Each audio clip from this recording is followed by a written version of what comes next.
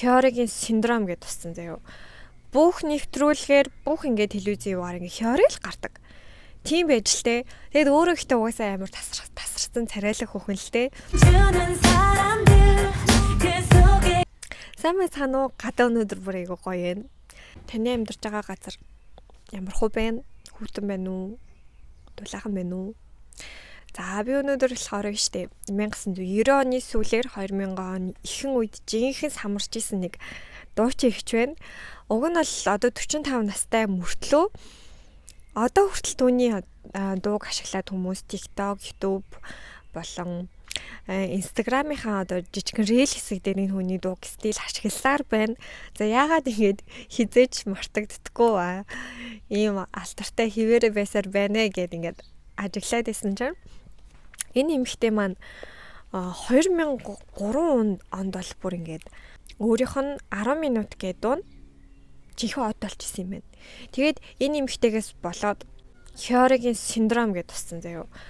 Бүх нэвтрүүлгээр бүх ингээд телевизийн юугаар ингээд хёриг л гардаг. Тийм байж л те. Тэгэд өөрөө ихтэй угаасаа амар тасарсан царайлах хөхөн л те. За эд мандчих үедээ Хёри 891 удаа сонин сэтгүүлийн нүрийг чимсэн байна. 891 гэдэг бол нэр тоглоом биш, маш өндөртөө. Та нар ингээд нэг сайхны хүртэл нэг ийм бичлэг үзсэн үү? Дараа гот ингээд 2000 оны нүр бодлоо хувраад октод ингээд нүрээ бодож байгаа. За тэр дууг чинь дуулсан юм их таахгүй юу?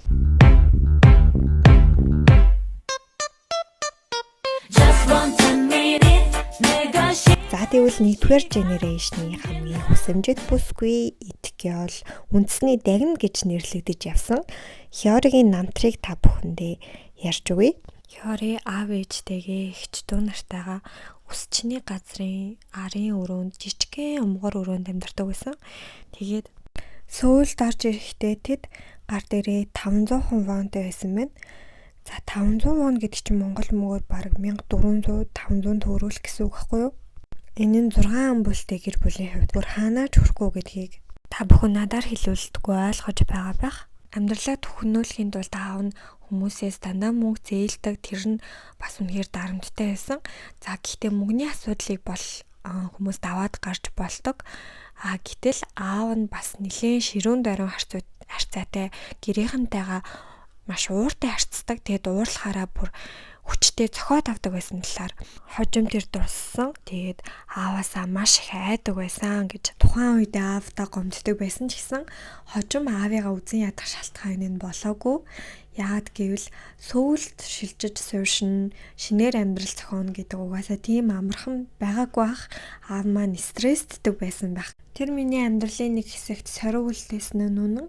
Гэхдээ би аавтай хайртай гэж тэр хэлсэн байна. За тэр зөвхөн гэртээ асуудалтай байгаагүй гэж сургууль дээрээ ч гэсэн асуудал гаргаад дунд сургуульд хата сургуулиасаа хөөгдөж исэн юм байна. Энэ явдлаа тэрээр тайлбарлахдаа орж болохгүй гэсэн газар руу орсон. Тэгээ намайг сургуулиас хөөсөн гэсэн. За гэхдээ манай хүү өөрөө бас заримдаа хэрэг тариад байдаг байсан уу үгүй юу гэдгийг бол мэдэхгүй. Гэхдээ сургуулиас хөөгдөх тийм амархан байд юм хата Солонгост. Одоо ингээд орж болохгүй шүү гэсэн тийм ихтэй газар орчвол тэгэл шууд хөөчихв. Монголд бол ерөөс төсөөлөгдөхгүй байгаа хгүй юу? Тэр чинь жоох хөөхтийн чинь тэгэл баг орж болохгүйгийг тасамдал ормоор санагдах байлгүй дээ. Тэгээд за гэхдээ болох хэвээр болдгоор болсон байж магадгүй. Яагаад гэвэл тэрээр сургуулиасаа хасагдсныхаа дараа хэсэг ресторанд зөөгч хийж агаад тэгээд бас мэрсээр ингээд фотошутинг зураг авалтуудад орж жоод тэгээд өөрийнхөө entertainment-ийг болоод хамтлагтаа орсон гэж ярьдаг. Гэхдээ сайтуудад бас янз бүрээр яригдсан байсан. Эхлээд тэр хэсэм entertainment дээр шалгаруултанд орж исэн гэж зарим сайт ярьсан байгаа л зарим өөр сайтууд дээр Хёрийн найзуудтайгаа стикер зураг даруулах харсан гинэ. За тэгээд өөрийнхөө зургийг дарж өгсөн. Тэр зургийн студиэс нь түүнийг олж хараад тэгээд агентлагт холбож өгсөн гэж бас ярьсан байдаг. Ер нь гэхдээ сургуулиас хөөгдөг байсан бол ресторанд ажиллах ч юм уу, эсвэл бол янз бүрийн фотошутингд оролцох цаг зав гарсан байгаа ч үгүй байгаа ч үү. Ингээ бодох юм бол айгүй зөв үедээ хийц хурж явж байгаа хамтлагт дуучин болсон юм шиг санагдсан. За ингээд царайлгийн тул Ли Хёри маань 1998 оны 5 сарын 22-нд Фингл хамтлан хамгийн сүүлийн мембер бас хамгийн ахмад гишүүн болж орсон байна. Single хамтлагийн хувьд уг нь маш амжилттай явж исэн. Даанч дотроо хагаралтаад эдгээр ер нь савл хийвэл муудалцаад идэв гэсэн. За яг лихорыг жоохон мөрч хэлийг гэх юм бол бусад охтууд нь лихорыг жоохон султаад идэв гэсэн. За харин нөгөө талаас нь ингэж бодох юм бол лихорыг маань хамгийн гоё хувцсыг өмсгөөд л яг голт нь орж бүжиглэх гээд л ер нь жоохон эготой байсан.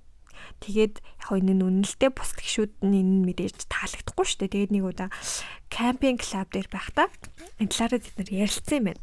За энэ маягаараа үргэлжлэх юм бол хамтлаг маань оршихуй дээр л туллаа. Одоо ингээд яах вэ? Ингээд муудалцаал байх уу гэд ярилцсан чинь лихорын маань бус тогтын талаар ингэж боддог гинэ. За бид нар аль ингээ коллежийн залуу охтуудаа бид нар ингээ тогломоор байна, заримдаа хөгжүүлтмөр байна.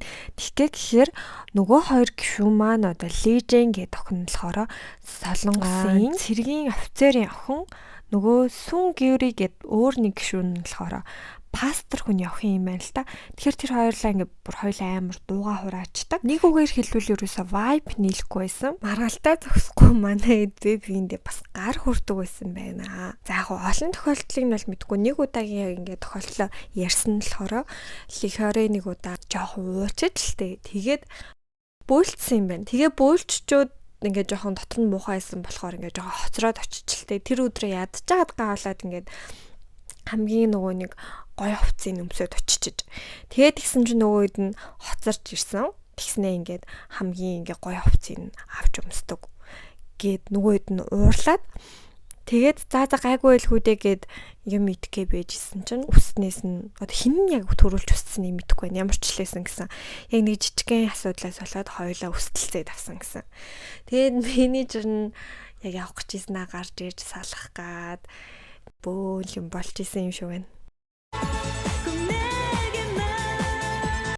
Уг нь тэрээр 2 кинон тоглож исэн. Гэтэ кинон нэг хол яваагүй юм шиг үлээ. Кинон тоглохгүй гэхээр ингээд бэртэж гэмтээд баг ингээд өхөнгөө алдаад нэг болвол ингээд тоглосон киноныхаа дууг нь дуулсан чинь ингээд бусад компаниудтай хийсэн гэрээн зөрчигдсөн болоод тэгээд тэрийг киног нь үзүүлэхгүйгээд ер нь л кино жүжигчнийх нь карьер ер нь их драматай байсан юм байна. Түүнийг ийм хөөрхөн бүртлөө ягаад ийм сонин царамуутай гитарчтай ингээд гэр бүл болчихоо гэж маш олон хүмүүс гайхдаг. Тэрээр нэг ярилцлагатай ингэж хэлжсэн юм байна. Би ч надаа ингээд сэтгэл санаа нь ингээд дээшээ доошоос хавалдаг тийм хүн байгаа хгүй юу. Харин түүний нөхөр гээд ямар ч үед ингээд гоё уушиг ингээд тэнгэр шиг байдаг хүн заяа. Тэгээл тийм болсноо. Тэгсэн үү. Гэл нөгөө хёрын болохоор тхүүсэн гэл нөгөө тэрүүгээр нэг драма кино болсон заяа. Тэгээ тэр болгонд нь ингээд ойлгоод сонсоод түүний сэтгэл санааг ингээд тайвшруулж чаддаг хүн болохоор тэр нөхөртөө ингээд маш хайртай. Тэгээд одоо хүртэл аз жаргалтай амьдарч байгаа юм байна. Тэгэд миний бодлоор заяа Хёри одоо ингээд 45 хүртлээ ийм амжилттай карьертай байгаа нэг нууц байгаа юм шиг санагдсан. Тэрний үе гэхээр залуу үеийнхэн дуучдыг дэмжиж тэд нартай хамтарч ажиллаж чаддаг. За өөрөө ингээд яг өөрийнхөө үедээ бол хийдэ мэдээж хийсэн байна. Одоо жишээлбэл хамгийн сүүлд Blackpink-ийн Jennie-тэй хамт Miss Korea гэдээ дуугдуулсан шүү дээ. За тэрнээс нь болоод дахиад хүмүүс ингээд энэ Хёри чинь нэрээ хин бэлээ би одоо жишээлбэл яг тэгсэн. Jennie дуулчин гут нь Хёри гэж хин бэлээ гэл ингээд YouTube-ээр сэрчилсэн чинь ингээд бүр ингээд нэг 10 минут болон ингээд Miss Korea гэх мэтчлэн дуунууд нь гарч ирээд тэгээд дуунууд руу н ороод үтсэн чинь бүр жинхэнэ одоо бужигнуулж исэн их байгаа байхгүй юу? Хёрийн нөхөртөөгөө хамт ингээд өөрийнх нь жээжүүдэх байрыг зочид хүлээж авах тийм reality show-ны байр болгож хуургаад тэгээд тэндээ маш олон сонирхолтой зочид урьсан байна. Одоо жишээлбэл season 1 дээр IU орж исэн бол season 2 дээр Юна оролцож исэн байна. Гэх мэтчлэн IU, Юна, Jennie гэх мэтчлэн залуу үеийнхэн дуучидтай маш сайн хамтарч ажиллаж чаддаг байсан байна. Нараа айгаа гоё тасчих. Түүний хамтлагт байсан хамгийн алтартай үе гэх юм бол Jessie Hwasa Jung Hwa гэсэн одоо өөрийнх нь цаг үеүүдтэй алж исэн одоо охтуудтай, эмэгтэйчүүдтэй, дуучидтай хамтраад тэгээд эгч нартай зай үг гэсэн нэртэй одоо монголоор орчуулвал заяа эгч нар нь ингэж эргэж ирлээ бид нарт ингэж space fan гэдэг тиймэрхүү утгатай одоо охтын хамтлаг охидын хамтлаг хийн зөв эмэгтэйчүүдийн хамтлаг нэгээд тэгээд бас ингээд алж исэн. За энэ охидын хамтлагийн Don't Touch Me гэд дуу байдаг. За зарим миний бол ингээд бас сонсч лсэн дуу байсан мөлий. За надад бол ингээд бас reminder шиг санагдсан. Дахин ингэж эргэж санагдаад идэг. Дуучин Weekend-ийн Reminder гэдэг байдаг штэ. Яг ингээл тэр хүнийг мартгаал бийж дахин гарч ирээд өөрийгөө санаалаад идэг. За түүнээс ерөөсөө огт хүлээгээгүй байсан нэг ингээд авууштай зан чанар нь болохоор амтны эрхийг хамгаалдаг активист хүн юм бэлээ. Тэгээд одоо өөрийнх нь дуулсан амтны төлөө дуулсан 2 дууныхаа бүх орлогыг амттын төлөө сайн дурын ажилд ингээд зориулж исэн.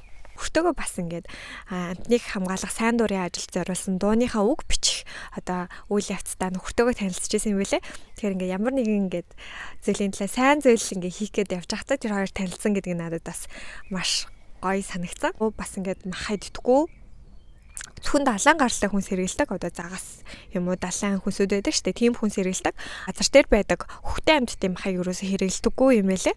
За тэгээд жүжигчин, дуучин, продюсер амтны эрхийн төлөө зүтгэлтэн гэх мэтчлэн ийм олон бүр цол гуншингийн хилээд дуустдаг нас.